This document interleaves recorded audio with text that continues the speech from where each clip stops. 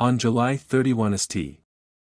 2011, what started as a normal day, at one of America's most popular theme parks, quickly turned into something no one could have predicted. A single moment, a tiny object, and one ride, that would change a man's life, forever. This is the story of a roller coaster accident that wasn't caused by the ride itself, but by something far more unexpected.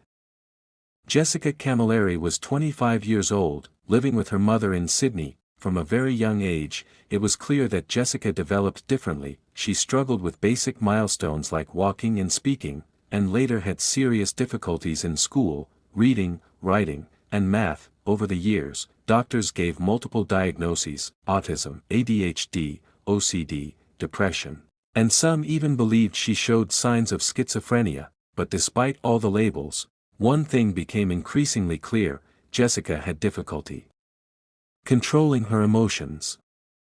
School was not kind to Jessica. She was bullied, isolated, and often targeted by classmates. But instead of withdrawing, Jessica sometimes reacted with aggression. In one incident, she bit another student. In another, she attacked a girl, which led to her expulsion. There were also reports that she showed unusual hostility toward other girls, and this behavior didn't stay limited to school. At home, tensions were constant. Arguments with family members became frequent. At one point, her parents sent her to live with her grandmother, hoping for improvement, but things didn't get better. Jessica became aggressive again, even toward relatives. Eventually, she returned home, but the situation only worsened. The stress became so intense that her parents separated, and her father left. Still, her mother, Rita, stayed. She continued to support Jessica, no matter what.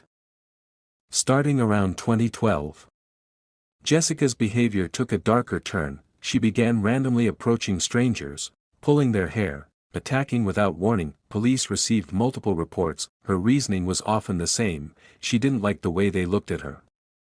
But that wasn't all. Jessica also developed a disturbing habit. She would call random people and threaten them. These weren't harmless prank calls, they were violent, graphic, disturbing. One woman reported receiving dozens of calls, where Jessica described, in detail, how she would harm her. Another victim said Jessica called him hundreds of times a day, making repeated threats. Her words were chilling, and they hinted at something far worse. Doctors noted that Jessica had extremely poor impulse control. She was diagnosed with intermittent explosive disorder and prescribed medication.